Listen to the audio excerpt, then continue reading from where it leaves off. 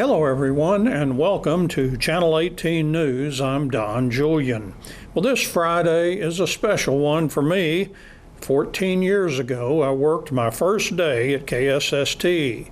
On that day, Jimmy Rogers did the heavy lifting while I observed.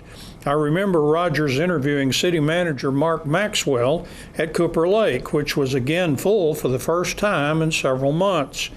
Also, Hopkins County Judge Cletus Millsap discussing some storm damage done to some county offices on Hennett Street over the weekend. And Andy Holt's soccer team was getting ready to face White House in By District in Lindale. Well, enough for 14 years ago. Let's try on the news for this March 20th. And during a scheduled teleconference with the Hopkins County Emergency Management Team, County Fire Chief and Emergency Management Coordinator Andy Inslee confirmed that as of March 20th, there are no confirmed cases of coronavirus from any patient in Hopkins County.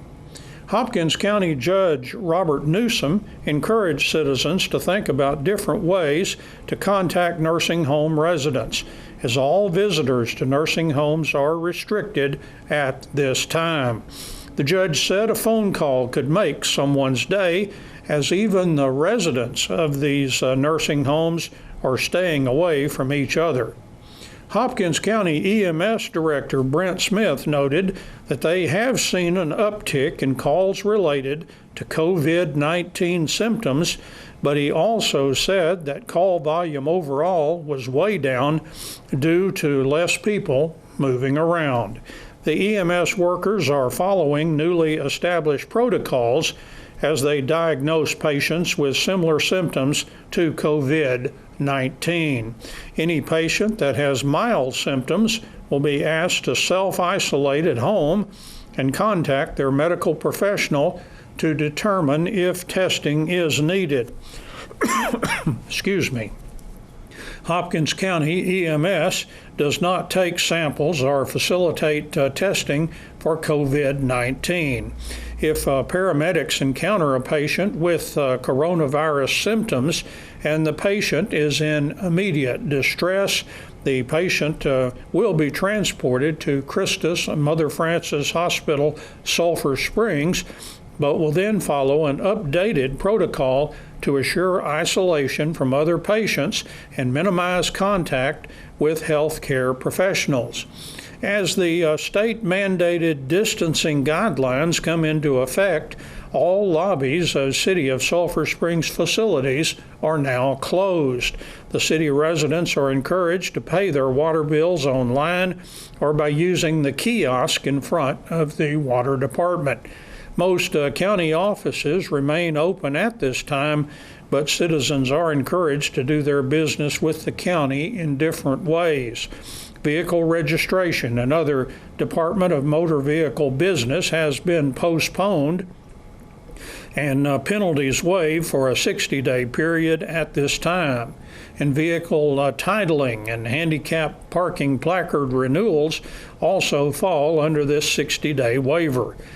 The Hopkins County Emergency Management Team cautions citizens to heed the guidelines set out by Center for Disease Control, federal and state governors to produce social distancing and to minimize all contact with others.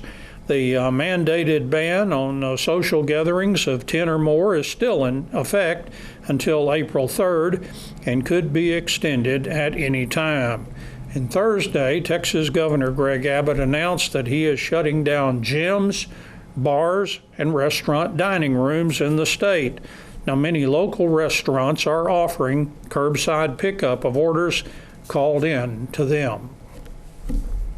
We have a lot of local school news concerning closure dates, free meals for children, and how education may be continuing in these districts. You can check all that out at ksstradio.com website for that news.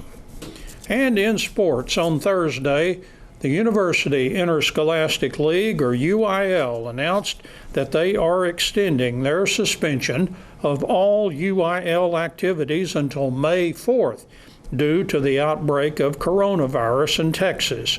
Back on March 13th, or just 1 week ago, the UIL announced the suspension of school activities starting this past Monday and running until March 29th. But now, the earliest date for games and contests is May 4th.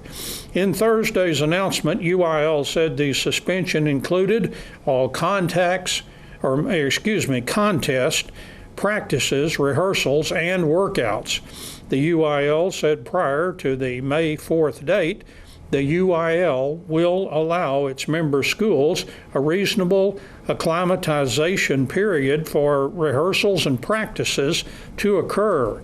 They add all decisions remain flexible and will be consistent with the advice of local, state, and federal officials. In what I consider a silver lining, UIL Executive Director Dr. Charles Breithaupt said that the UIL is working diligently on contingency plans to conduct state championships in each of the activities that have been suspended.